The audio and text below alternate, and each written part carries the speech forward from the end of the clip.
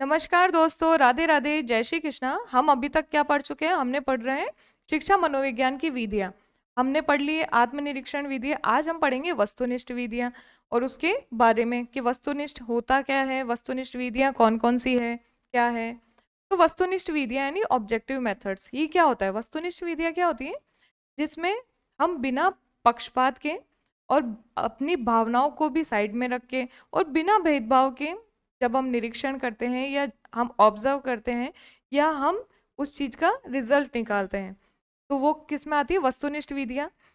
चलो स्टार्ट करते हैं। पहली वस्तुनिष्ठ विधि क्या है? निरीक्षण विधि यानी ऑब्जर्वेशन मेथड। ऑब्जर्वेशन मेथड क्या होता है? हम निरीक्षण किस चीज का कर सकते हैं? हम किस व्यवहार का निरीक्षण कर सकते हैं? ये व्यवहारवादी वैज्ञानिकों ने कहा था। इसमें व्यवहारवादी वैज्ञानिक आते हैं। तो हम किस व्यवहार का ऑब्जर्व कर सकते हैं? सोचो कि जिस व्यवहार को हम देख नहीं सकते, तो क्या हम उसका व्यवहार का ऑब्जर्व कर सकते हैं या हम उसको देख सकते हैं कि ये क्या सोच रहा होगा उस टाइम पे? तो ऐसा व्यवहार जिसे हम देख सकते हैं, जो बच्चा हमारे सामने कर रहा है, तो हम उसी का निरीक्षण कर सकते हैं, उसी को ऑब्जर्व कर सकते हैं या उसी का अवलोकन कर सकते हैं। तो इसकी परिभाषा समझो कि निरीक्षण विधि वह विधि है जिसमें व्यक्ति के व्यवहार, क्रियाओं और प्रतिक्रियाओं का प्रत्यक्ष अवलोकन करके अध्ययन किया जाता है। व्यवहार कि बच्चा कैसा व्यवहार कर रहा है, किस परिस्थिति में वो क्या व्यवहार कर रहा है। क्योंकि चेतना क्या होती है? चेतना तो हमारे मन में होती है। हम क्या सोच रहे हैं, मन में क्या चल रहा है, हम उस चीज को देख नहीं सकते, हम उसका ऑब्जर्व या अवलोकन नहीं कर सकते। हम केवल उसको महसूस कर सकते हैं कि वो ये चीज सोच रहा होगा या उसने ऐसा इसलिए किया होगा। लेकिन जो व्यवहार हम देख पा रहे हैं, जो प्रतिक्रियाएं वो दे रहा है, जो क्रियाएं वो कर रहा है, उसको तो हम देख सकते हैं कि वह खेलता, वो बच्चे के साथ, बहुत से बच्चों के साथ में खेल रहा है और कैसे वो व्यवहार कर रहा है, या हमने उससे कोई क्वेश्चन पूछा तो उसका क्या रेस्पॉन्स था, क्या उसने प्रतिक्रिया दी।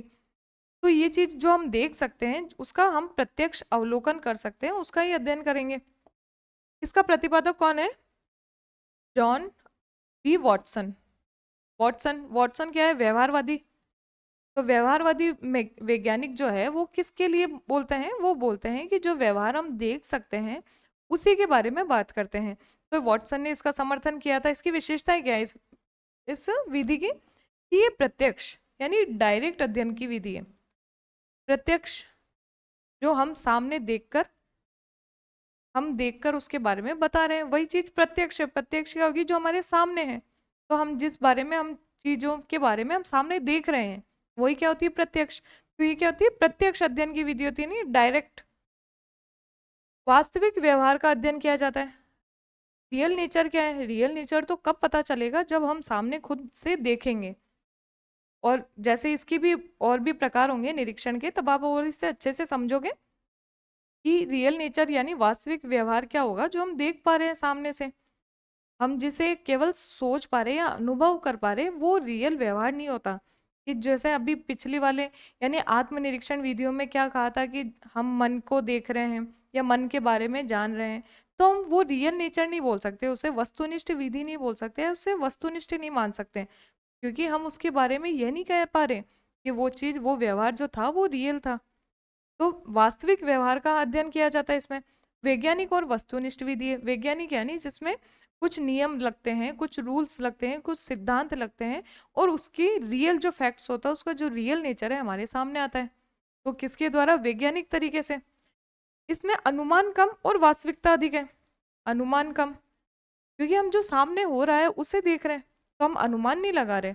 अनुमान जिसके बारे में लगाया जाता है जो हमारे सामने नहीं है, यानी जो मूर्त है। मूर्त यानी क्या होता है? जो हमारे सामने है उस पे अनुमान नहीं लगाते, हम अमूर्त चीजों पे अनुमान लगा सकते हैं। और वास्तविकता अधिक है, क्योंकि जो देख रहे हैं वो चीज रियल है हमारे लिए। छोटे बच्चे, जानवरों और असामान्य व्यक्तियों के लिए उपयोगी है। बच्चों को निरीक्षण किया जा सकता है, जानवरों का, असामान्य व्यक्ति की भाई ऐसा व्यवहार क्यों कर रहा है वो, तो उसका हम निरीक्षण करके या ऑब्जर्व करके उसे समझ सकते हैं कि वो ये व्यवहार क्यों कर रहा है। अब निरीक्षण विधियों के प्रकार देखो। प्राकृतिक निरीक्षण यानी नेचुरल ऑब्जर्वेशन, ये क्या बोलता है कि वास्तविक स्थिति में किया गया निरीक्षण होता है। कि जैसे हम, कोई बच्चे खेल रहे हैं, तो हम खेल रहे हैं उन बच्चों को, ये नहीं बोल रहे हैं कि हम आपका निरीक्षण करेंगे। हम आपको ऑब्जर्व करेंगे, हम उन्हें दूर से देख रहे हैं, उनको समझ रहे हैं कि कौन सा बच्चा किस परिस्थिति में कैसा व्यवहार कर रहा है। जैसे एक टीचर क्लास में पढ़ाने जाता है और वो देखता है कि कौन कौन बच्चा पढ़ाई में ध्यान दे रहा है और कौन कौन ध्यान नहीं दे रहा, कौन शैतानी कर रहा है और कोई क्या कर रहा है। तो उसका क्या कर रहा है, वो नेचुरल ऑब्जर्वेशन कर रहा है कि जो चीज उसे दिख रही है सामने से, उसे उस चीज के लिए कुछ अलग नियम या कुछ अलग तरीके नहीं अपनाने पड़ रहे हैं। तो ये क्या होता है, नेचुरल निरीक्षण। जैसे बच्चों को खेलते हुए देखना, खेलते हुए देख रहे हैं और उसका निरीक्षण कर रहे हैं। ऐसे सहभागी निरीक्षण यानी पार्टिसिपेटिव ऑब्जर्वेशन, इसमें क्या होता है कि निरीक्षक समूह का हिस्सा बनकर अध्ययन करता है। सहभागी यानी उनके साथ, भागीदारी के साथ, यानी उनके साथ में खेल रहा है। जैसे अब खेल खेल में निरीक्षण कर रहे हैं, तो उसमें क्या कर रहा है, टीचर भी उनके साथ में खुद खेल रहा है और फिर उसके व्यवहार को ऑब्जर्व कर रहा है। जैसे कोई ग्रुप की बात कही कि या कोई ग्रुप ऐसा कुछ चैलेंज दिया, तो टीचर ने उसमें खुद ने भी भागीदारी ली, फिर उनका ऑब्जर्व किया कि वो क्या व्यवहार दे रहे हैं। कि जैसे कोई वाद विवाद चल रहा है, तो कोई वाद विवाद की कोई ऐसा हमने टॉपिक दे दिया बच्चों को कि ग्रुप में ही डिस्कस होगा, तो उसमें टीचर खुद भी भागीदारी ले रहा है और देख रहा है कि किसकी क्या सोच है, किस चीज को लेकर कोई क्या सोच रहा है। तो ये क्या हुआ, सहभागी निरीक्षण, यानी टीचर खुद इसमें इन्वॉल्व हो रहा है। उदाहरण जैसे शिक्षक बच्चों के साथ खेलकर व्यवहार देखता है, वही चीज। नेक्स्ट है कि असहभागी निरीक्षण यानी नॉन पार्टिसिपेटिव ऑब्जर्वेशन, निरीक्षक दूर रहकर अध्ययन करता है। दूर रहकर अध्ययन करता है कि जैसे कि इसमें, जैसे कि सीसीटीवी के द्वारा, मतलब बच्चों को पता नहीं होता कि टीचर देख रहा है। एक तो होता है, इससे पहले क्या था कि प्राकृतिक निरीक्षण जिसमें पता है कि टीचर सामने बैठा है और वो शायद देख रहा हो, और सहभागी में तो वो उसके साथ में इन्वॉल्व रहता है टीचर। और इसमें क्या होता है, असहभागी निरीक्षण में क्या होता है कि उसमें बच्चों को पता नहीं होता कि टीचर उनको ऑब्जर्व कर रहा है या उनको देख रहा है। जैसे उनको सीसीटीवी के द्वारा देखना, दूर से देखना, और जिनमें बच्चों को बिल्कुल आइडिया नहीं होता कि ऐसा भी कुछ हो रहा है कि उनको ऑब्जर्व या उनका निरीक्षण किया जा रहा है, या कि टीचर उनको देख रहा है कि वो क्या व्यवहार कर रहा है। तो ये क्या होता है, असहभागी निरीक्षण। इसके अन्य प्रकार और भी है कि जैसे औपचारिक निरीक्षण यानी फॉर्मल निरीक्षण। औपचारिक निरीक्षण क्या होता है, जिसमें जिसमें एक ऐसी परिस्थिति बनाई जाती है, या जैसे विद्यालय में किया जाता है या स्कूल्स कॉलेज, इनमें जो किया जाता है निरीक्षण, वो औपचारिक होता है, जिसमें योजना के साथ में चला जाता है कि कोई निश्चित टाइम फिक्स कर दिया कि आपके इस टाइम में आपके साथ में ऐसे क्वेश्चन दिए जाएंगे और आपको इस बारे में बात करनी है या आपको इसके बारे में राय रखनी है। तो टीचर क्या कर रहा है, कुछ ऐसी योजना बनाकर जब निरीक्षण करता है, तो वो क्या होता है, औपचारिक निरीक्षण। अनौपचारिक निरीक्षण यानी इनफॉर्मल, जैसे कि कोई बच्चा कोई बच्चे का व्यवहार ऐसा है कि कुछ बहुत ज़्यादा पढ़ाई में बिल्कुल ध्यान नहीं दे रहा, या बहुत ज़्यादा खेल रहा है, या कुछ ज़्यादा उसको समस्या है।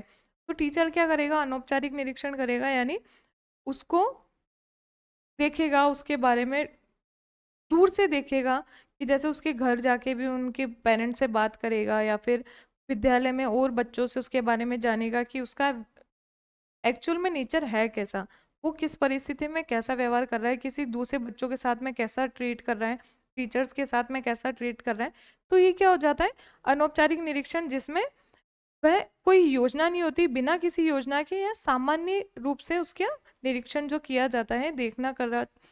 ऐसे नियंत्रित यानी कंट्रोल्ड, कंट्रोल्ड में क्या होता है कि ऐसा कोई वातावरण उपस्थित कर दिया जाता है कि जैसे दो ग्रुप हैं, एक बच्चों को जो शांत वातावरण में पढ़ रहे हैं, उनको एक शांत वातावरण दे दिया, और दूसरे बच्चे जहाँ पे बहुत शोर है, वहाँ पे उनको पढ़ाया जा रहा है।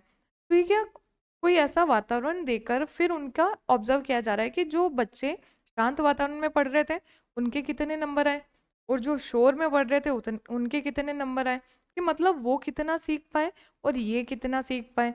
तो ये जो ऐसी परिस्थिति उत्पन्न करके निरीक्षण किया जाता है, ये होता है नियंत्रित यानी कंट्रोल्ड निरीक्षण होता है। ऐसे ही अनियंत्रित यानी अनकंट्रोल्ड निरीक्षण क्या होता है, जिसमें नेचुरल स्थिति होती है कि जैसे प्लेग्राउंड में बच्चे खेल रहे हैं और टीचर उनको देख रहा है और उनको ऑब्जर्व कर रहा है। जैसे बच्चे ग्रुप में बातें कर रहे हैं और टीचर उनको ऑब्जर्व कर रहा है कि क्या बातें कर रहे हैं, क्या चीज़ इनके मन में चल रहा है, क्या सोच रहे हैं। तो ये क्या होता है, अनियंत्रित निरीक्षण। तो इसके और प्रकार हो गए। नेक्स्ट है कि निरीक्षण विधियों के गुण क्या है, यानी एडवांटेज ऑफ निरीक्षण, ऑब्जर्वेशन। अब इसका क्या है, प्रत्यक्ष एवं वास्तविक अध्ययन।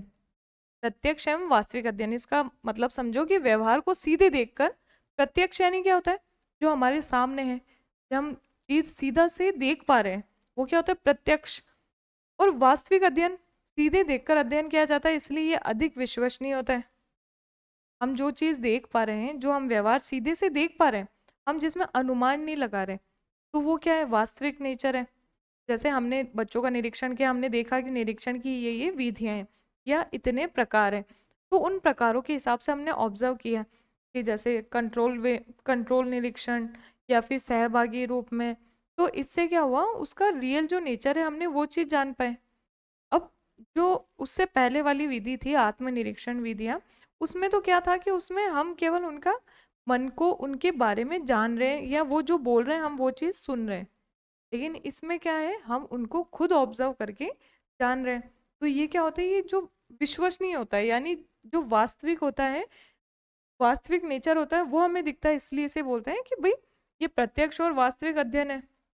वस्तुनिष्ठता, क्योंकि अनुमान कम होता है इसमें, अनुमान कम लगाया जाता है। वस्तुनिष्ठता का मतलब आप समझ गए होंगे।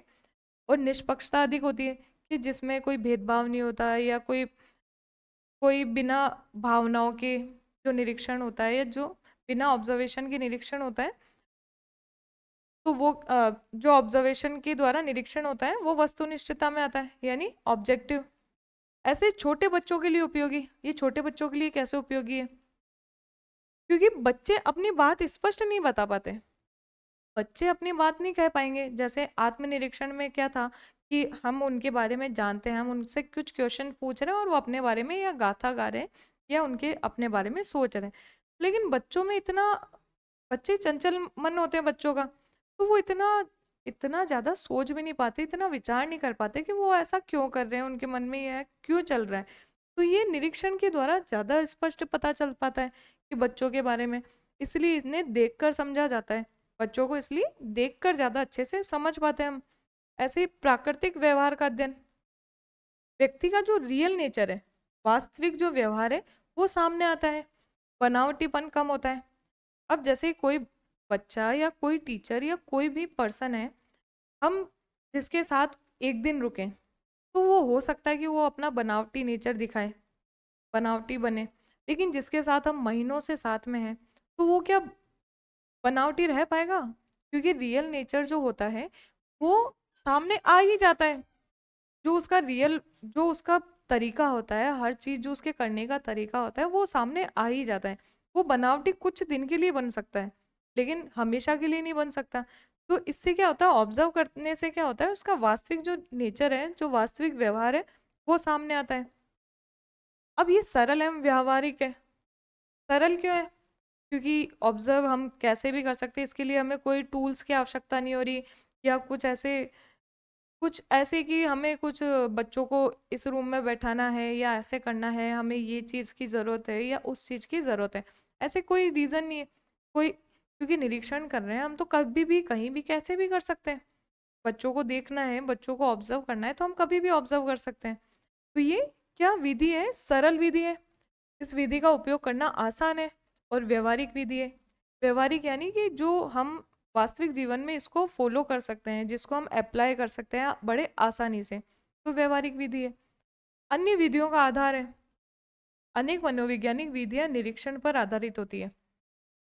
ऑब्जर्वेशन बहुत इंपॉर्टेंट होता है, क्योंकि हम ऑब्जर्व करके, क्योंकि जैसे जो भी हम विधि अप्लाई कर रहे हैं, हम प्रश्नोत्तरी कर रहे हैं, चाहे प्रैक्टिकली कर रहे हैं या प्रयोगात्मक विधि कर रहे हैं, तो हम बच्चों को ऑब्जर्व ही तो कर रहे हैं। जो सामने है वो जो बिहेव कर रहे हैं उसी को ऑब्जर्व ही तो कर रहे हैं। हमने क्वेश्चन पूछा तो हमने बच्चों को ऑब्जर्व किया कि वो किस तरीके से जवाब दे रहे हैं और क्या वो समझ रहे हैं। तो ये चीज़ कैसे होगी, जब हम सामने उनको प्रत्यक्षली देख पाएंगे, उनको ऑब्जर्व कर पाएंगे सामने क्या कर रहे हैं। तो ये क्या होती है, ये विधियां अन्य विधियों का आधार होती है। विधि, निरीक्षण विधि के दोष क्या है, निरीक्षण विधि के दोष है व्यक्तिपरकता। यानी सब्जेक्टिविटी। निरीक्षक के विचार एवं भावनाएं परिणाम को प्रभावित कर सकती है। निरीक्षक के जो विचार होते हैं और जो भावनाएं, वो परिणाम को प्रभावित कर सकती है। जैसे अगर उसने भेदभाव किया, व्यक्तिपरकता मतलब कि हो सकता है किसी टीचर ने किसी बच्चे के साथ थोड़ा ज़्यादा सॉफ्ट है और किसी के साथ ज़्यादा हार्श है, तो हो सकता है वो भेदभाव करे बच्चों के साथ, या किसी पर्सन के साथ जिसका वो निरीक्षण कर रहा है, ऑब्जर्व कर रहा है, थोड़ा किसी को सॉफ्टली ऑब्जर्व कर रहा है, हम मतलब वो जानकर चीज़ों को इग्नोर कर रहा है। तो ये चीज़ भी हो सकती है कि जैसे हमने किसी को देखा, हम नॉर्मल जीवन में भी हम लोगों को ऑब्जर्व करते हैं कि हम क्या करते हैं। जैसे अभी कोई हस्बैंड वाइफ है, और या उससे पहले चाहे कोई गर्लफ्रेंड बॉयफ्रेंड है, तो गर्लफ्रेंड हो चाहे बॉयफ्रेंड हो, वो आपस में एक दूसरे को ऑब्जर्व करता है। लेकिन जब वो भावनात्मक रूप में जुड़ जाते हैं तो उनकी कमियों को इग्नोर कर देते हैं। तो वो क्या हुआ, ये क्या हुआ कि उसने अपनी जो भावनाएं हैं या जो उसके जो विचार है उसने इग्नोर कर दिया। व्यक्तिपरकता यानी किसी पर्सन के लिए, अभी सेम अगर कोई, जैसे कोई लड़का लड़की को डांटता है लेकिन वो उससे कनेक्टेड है, लेकिन अदर कोई और लड़का उस लड़की को डांट दे, तो क्या वो उसे इग्नोर कर देगी? वो चीज़ नहीं होगी, क्योंकि वो उससे भावनात्मक रूप से जुड़ी नहीं है। और जिस लड़के से वो जुड़ी है उसकी इसने ये चीज़ इग्नोर कर दी। तो ये क्या होती है, इसमें थोड़ा भेदभाव हो सकता है। समय व श्रम की अधिकता, टाइम ज़्यादा लगता है क्योंकि लंबे समय तक निरीक्षण करना पड़ता है। जैसे हमने देखा था कि हम किसी को, कोई भी कोई भी पर्सन है, वो हमारे सामने बनावटी बन सकता है, लेकिन कुछ दिन के लिए बनेगा, कुछ समय के लिए, कुछ महीने के लिए, लेकिन लंबे टाइम तक नहीं बन पाएगा। लेकिन उसके लिए इस चीज़ को निरीक्षण करने के लिए, उस इंसान को निरीक्षण या ऑब्जर्व करने के लिए हमें लंबा टाइम देना ज़रूरी है। क्योंकि हो सकता है वो स्टार्टिंग में बनावटी बन रहा हो। तो इसमें क्या लगता है, इसमें टाइम ज़्यादा लगता है इसके निरीक्षण में, क्योंकि टाइम जैसे जैसे निकलेगा वो वैसे वैसे उसका रियल नेचर हमारे सामने आने लगेगा। हर परिस्थिति का अध्ययन संभव नहीं है। हर परिस्थिति का अध्ययन संभव नहीं है क्योंकि कुछ परिस्थितियां बार बार उत्पन्न नहीं होती। जैसे कोई भी परिस्थिति ऐसी आ गई जो आज तो उत्पन्न हो गई, तो हमने आज देखा कि भाई जैसे कोई बच्चे आपस में लड़ रहे हैं, कोई दो बच्चे आपस में लड़ रहे हैं, तो हमने उसका नेचर ऑब्जर्व करना चाहा कि उसका व्यवहार कैसा है। लेकिन एक बार में किसी चीज के बारे में हम कंक्लूजन नहीं लगा सकते कि वो उसका व्यवहार ऐसा ही है, क्योंकि हो सकता है जब सेम परिस्थिति कभी और उत्पन्न होगी, जैसे वो किसी और बच्चे के साथ में लड़ रहा है कोई बच्चा, तब हम उसको देखेंगे कि नहीं इसका तो नेचर ऐसा है या उसका व्यवहार ऐसा है। लेकिन हम एक ही बार में किसी चीज को नहीं बता सकते। तो सेम परिस्थिति बाद में कब उत्पन्न हो इसके बारे में हम कुछ कह नहीं सकते, क्योंकि जानकर परिस्थितियां उत्पन्न नहीं की जा सकती। तो ये क्या बोल रहा है कि कुछ ऐसी परिस्थितियां आ जाती है या हर स्थिति का अध्ययन संभव नहीं होता, तो ये परिस्थितियां बार बार उत्पन्न नहीं होती। आंतरिक या मानसिक स्थिति का ज्ञान नहीं। हमने बच्चे को क्या देखा, बाहरी व्यवहार देखा, लेकिन उसके मन में क्या चल रहा है हमें ये नहीं पता। जैसे एक बच्चा डेली क्लास में बहुत शांत रहता है, तो हमने उसके बाहरी रूप से देखा कि वो बहुत शांत है, लेकिन उसके मन में क्या हलचल है वो हमें नहीं पता। हो सकता है बहुत परेशान हो, या कुछ ऐसे उसके घर में ऐसा कुछ वातावरण हो या कुछ ऐसा व्यवहार हो रहा है जिसकी वजह से वो अंदर से बहुत हलचल हो रही है उसके मन में, लेकिन बाहर से बहुत शांत दिख रहा है। तो क्या है कि इसमें हम बाहरी व्यवहार तो देख सकते हैं, लेकिन उसके मन के अंदर क्या चल रहा है ये पता नहीं चलता। तो ये इसलिए ये निरीक्षण विधि के ये दोष है। और क्या दोष है इसके, कि निरीक्षण का प्रभाव ऑब्जर्व इफेक्ट, कि कभी कभी व्यक्ति को पता चल जाता है कि उसे देखा जा रहा है, तो उसका व्यवहार बदल जाता है। वही बात है कि जैसे अगर टीचर, हमें पता है कि क्लास में कोई टीचर बैठा है और हम शैतानी कर रहे हैं और एकदम से हमें पता चल जाता है कि वो टीचर हमें देख रहा है, तो हम कैसे हो जाते हैं, बिल्कुल शांत बैठ जाते हैं एकदम से। तो वही वाली चीज है कि हम जब पता चल जाता है कि कोई हमारा ऑब्जर्व कर रहा है, कोई हमें देख रहा है, कोई निरीक्षण कर रहा है, तो हमारा व्यवहार क्या हो जाता है, एकदम से जैसा होता है बिल्कुल जो सही व्यवहार जो होना चाहिए वो हम व्यवहार करने लग जाते हैं। तो उसमें क्या होता है, उसका रियल नेचर जो है वो हमें दिख नहीं पाता। तो ये क्या होता है, निरीक्षण का प्रभाव, यानी जो देखा जा रहा है हो सकता है वो चीज़ हम गलत देख रहे हो, वो हमें कुछ और दिखाना चाह रहा है बच्चा। सटीकता की कमी, सही निष्कर्ष निकालना कठिन है, सटीक नहीं है, क्योंकि सेम परिस्थिति बार बार उत्पन्न नहीं होती। हमने एक परिस्थिति के अनुसार उसका हमने अनुमान लगाया कि उसका नेचर ऐसा है, हमने ऐसा सोचा कि वो ऐसा अगर झगड़ रहा है तो वो सब जगह ऐसे ही झगड़ता होगा, हमने ये चीज सोचा। लेकिन हो सकता है कि उसके रियल में नेचर ऐसा नहीं हो, कोई ऐसी परिस्थिति या उसके मन में ऐसे कुछ ख्याल या ऐसी कुछ परिस्थितियां उत्पन्न हो रखी है या कुछ हलचल है जिसकी वजह से वो फ्रस्ट्रेट हो गया, परेशान होके उस परिस्थिति में वो लड़ लिया या उस बच्चे से झगड़ लिया। लेकिन हो सकता है बाद में वो ऐसा नहीं करता या उसका रियल में नेचर ऐसा नहीं हो। तो इसमें क्या है, सटीकता नहीं है कि हम जो सोच रहे हैं वो चीज़ बिल्कुल सही हो। तो इसमें इसका क्या है कि निष्कर्ष निकालना कठिन है इसके बारे में। इसके उपयोग देखो कि यूजेज ऑफ ऑब्जर्वेशन मेथड, बालकों के व्यवहार का अध्ययन करता है। निरीक्षण क्या करता है, व्यवहार का अध्ययन। निरीक्षण के बारे में किसने, कौन से वैज्ञानिक थे जिसने इसका समर्थन किया था, तो वॉटसन। वॉटसन कौन है, व्यवहारवादी। तो ये क्या करते हैं व्यवहारवादी, व्यवहार का अध्ययन करते हैं। तो इसमें क्या होगा, व्यवहार का अध्ययन होगा। कक्षा में अनुशासन और सीखने की प्रक्रिया को समझना, ये टीचर क्या करेंगे कि जैसे बहुत शैतानी हो रही क्लास में, तो वो समझेंगे कि बच्चे पढ़ाई में ध्यान क्यों नहीं दे रहे, इतने शैतानी क्यों कर रहे हैं। तो उसने हो सकता है अपना मेथड चेंज किया, उसने अपनी शिक्षण विधि या जो भी तरीका है उसने चेंज किया, फिर उसने पढ़ा के देखा, तब उसे पता चला कि ये मेरी जो विधि थी या जो पढ़ाने का तरीका था वो गलत था, जिस वजह से बच्चे क्या है, उनका ध्यान भटक रहा है। तो ये क्या है कि अनुशासन में लेके आ गए, शिक्षण विधि चेंज करी, अनुशासित हो गए बच्चे, बच्चे का ध्यान लग गया क्लास में, तो क्या कक्षा में अनुशासन हो गया। सीखने की प्रक्रिया को समझना कि बच्चा किस प्रकार सीख रहा है, कोई बच्चे ज़्यादा सीख पा रहे हैं, कोई बच्चा ध्यान नहीं दे रहा। तो जैसे कहानी से पढ़ा रहे हैं, हो सकता है उसमें किसी बच्चों को इंटरेस्ट है और किसी को नींद है, और जैसे कुछ खेल खेल में या कुछ ऐसे एग्जाम्पल्स दे के पढ़ा रहे हैं, तो हो सकता है किसी को इंटरेस्ट आ रहा है या हो सकता है सभी को इंटरेस्ट आ रहा है। तो इससे क्या हो रहा है, उनके सीखने की प्रक्रिया का पता चल रहा है, उनको ऑब्जर्व करके कि इस इस विधि में बच्चे इस प्रकार पढ़ पा रहे हैं, इस विधि से बच्चे इस प्रकार पढ़ पा रहे हैं। तो इससे क्या होगा कि सीखने की प्रक्रिया समझेंगे और वो अपने आप को बेहतर बना पाएंगे टीचर। विशेष बच्चे यानी जो असामान्य या समस्याग्रस्त का अध्ययन, इसमें जो विशेष बच्चे हैं, जो असामान्य बच्चे हैं, जैसे इससे पहले वाले में था कि आत्मनिरीक्षण में क्या था कि जो विशिष्ट बच्चे हैं उनका निरीक्षण करना, उनका आत्मनिरीक्षण संभव नहीं है, क्योंकि वो उनके मन में क्या चल रहा है हम ये चीज़ एग्जैक्टली जान नहीं सकेंगे। लेकिन इसमें हम उनके व्यवहार को देख सकेंगे कि वो किस परिस्थिति में क्या व्यवहार कर रहा है। उनको बहुत अच्छे से लंबे टाइम से ऑब्जर्व करके हम उनका व्यवहार को समझ सकेंगे कि उनके व्यवहार में क्या समस्या है, या वो ये चीज़ क्यों नहीं समझ पा रहे हैं, या क्यों पढ़ाई में उनको परेशानी आ रही है। तो ये क्या होगा कि इस विधि के द्वारा विशेष बच्चों का अध्ययन कर सकेंगे। शिक्षण विधियों के प्रभाव का अध्ययन, वही बात कि अगर टीचर क्लास में पढ़ा रहे हैं और बच्चे ध्यान नहीं दे रहे, तो टीचर को पता चला कि उसकी ये विधि में कमी थी, जो ये विधि अपना रहा था वो गलत थी।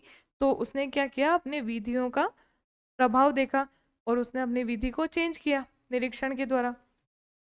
नेक्स्ट, प्रयोगात्मक विधि, अब ये हम पढ़ेंगे नेक्स्ट क्लास में।